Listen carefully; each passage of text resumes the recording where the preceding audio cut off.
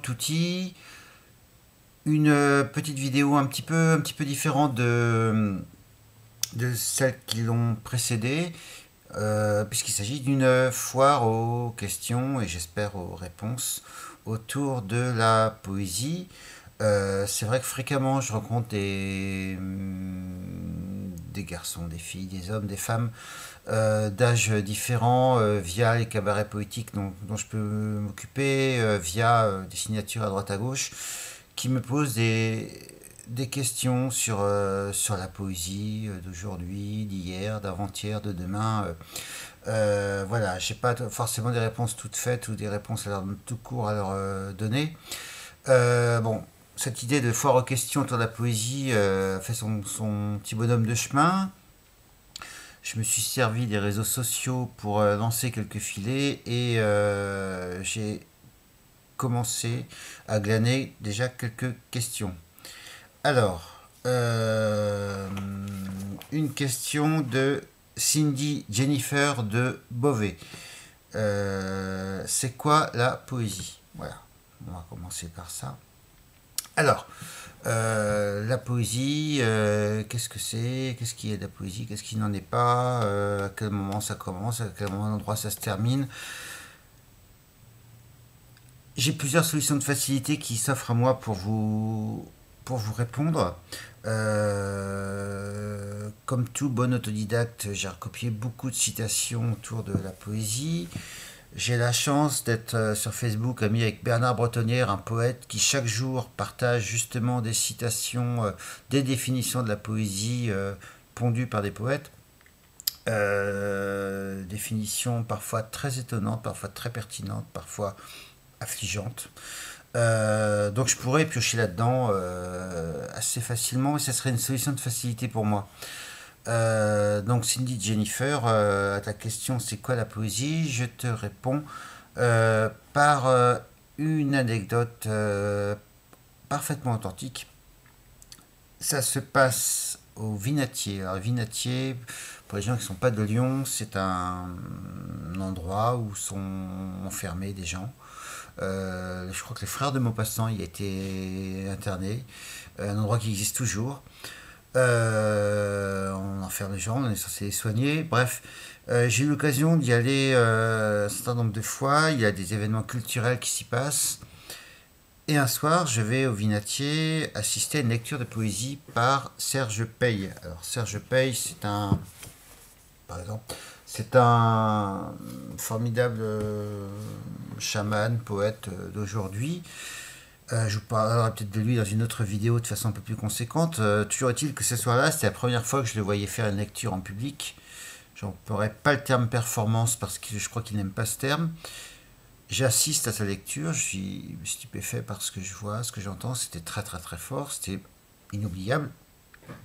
J'ai pas eu la chance de voir Mohamed Ali boxer, j'ai pas eu la chance de voir Bruce Lee s'entraîner au fond de son garage avant sa carrière cinématographique, mais bon voilà, on a aujourd'hui la possibilité de voir Serge Pey en train de lire ses poèmes, ou Christian Préjean, des gens comme ça, faut pas s'en priver. J'assiste à cette lecture, et il y avait un médiateur, un présentateur, un journaliste qui était là, et qui se fend de quelques questions à Serge Pey après sa lecture, et lui demande ce que c'est que la poésie. Voilà, visiblement, le journaliste comprenait pas très bien ou voulait pas se laisser toucher. Voilà, bref. Le journaliste revient plusieurs fois à la charge et Serge Pey finit par, un peu énervé quand même, par lui dire écoute, je ne vais pas te dire ce que c'est que la poésie, je vais te dire ce que ça n'est pas la poésie. La poésie, ce n'est pas deux choses. La poésie, ce n'est pas le bavardage. La poésie, ce n'est pas le discours. Voilà.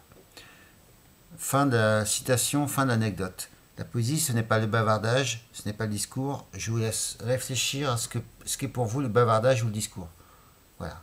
C'est pas compliqué, hein. C'est 99% de ce qu'on vous sert à longueur de journée partout. Voilà, ça c'était pour la question de Cindy Jennifer de Beauvais. C'est quoi la poésie? Alors, j'ai une question de Kevin Robert de Grenoble-sur-Loire. La poésie, par quoi commencer? Bah, On va... Pas la peine de redonner trop vite dans le 19e. Hein, généralement, le bahut est passé par là et a fait pas mal de dégâts. Dans la poésie que je pourrais spontanément conseiller à quelqu'un que je ne connais pas précisément au 20e, il y a la poésie de Raymond Carver, hein, il a écrit 400-500 pages de poésie, en plus de toutes ses nouvelles, en plus de... Donc la poésie de Raymond Carver qui est assez narrative, assez facile à lire, euh, et que je peux vraiment mettre entre toutes les mains. Et puis côté français, sans faire fonctionner la machine à remonter le temps trop loin, il y a Guy Vic évidemment. Guy Vic, encore une fois, faussement célèbre, plus méconnu qu'il n'y est paraît. Voilà, donc là c'est une poésie un peu moins narrative, extrêmement accessible. Voilà. Et donc Kevin Robert complète sa question par la poésie, par quoi commencer, par qui commencer, comment s'y prendre. Donc c'est pas la peine d'essayer de lire la poésie 2 heures par jour, non.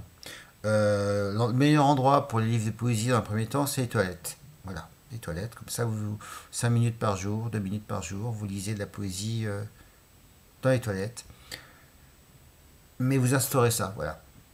Donc vous vous enfermez dans les toilettes avec Guy Vic, avec Carver, avec qui vous voulez. Voilà, je ne vais pas vous bombarder de noms, mais c'est vrai que Carver et Guy Vic, peut-être même Emily Dickinson. Voilà, une auteure un peu plus lointaine, des textes très brefs. Là encore, vous ne lirez pas des textes d'Emily Dickinson pendant 2 heures, c'est pas vrai. 5 minutes tous les jours, c'est parfait. Voilà. J'ai d'autres questions qu'on m'a posées, mais j'y traiterai dans une future vidéo en vous remerciant.